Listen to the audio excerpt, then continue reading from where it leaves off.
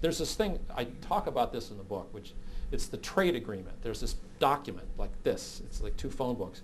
All the rules for what you can and cannot do with the Boston Pops and Boston Symphony Orchestra. There's a whole thing on what is lunch. When I was in the orchestra, they were negotiating the trade agreement. They do it every 3 years. And the discussion was, remember my per diem checks, which I'm so fond of. Well, if we were on a plane from 10 to 2 and they served us dinner or a lunch on the plane, is that lunch? I mean, do they still have to pay us per diem for lunch, or does that plane food count as the lunch? And we had, everybody's, well, no, that's not lunch. That's airline food. That's not, lunch. But it's between 10 and 2 and you ate it. It's lunch. No, it's not. Yes, it is.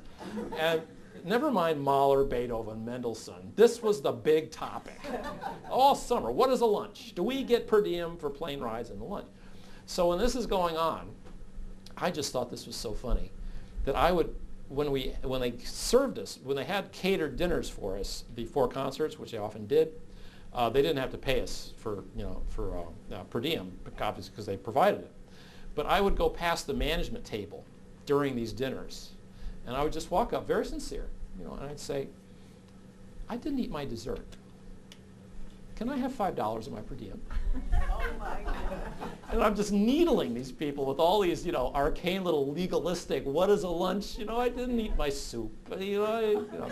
And finally, at the end of it, we're on this tour, and actually I had someone else ask this question because the manager I wanted to bug with it was on the other side of the stage. There's like 2 minutes to go before the concert.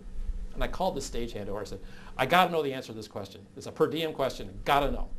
And I told him what the question was, and he goes across the stage and hails this delightful young lady who's a manager, and she's like frenetic, trying to get the show going, and he says, hey, you got to come over here, important thing. And she's like, I can see, she's, what?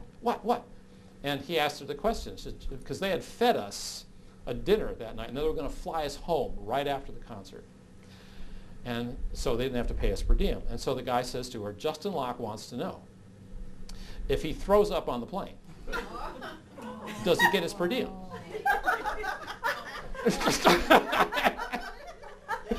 And it was just legitimate enough that well, we paid him, but we provided it. Well, wait a minute. But I don't have it now.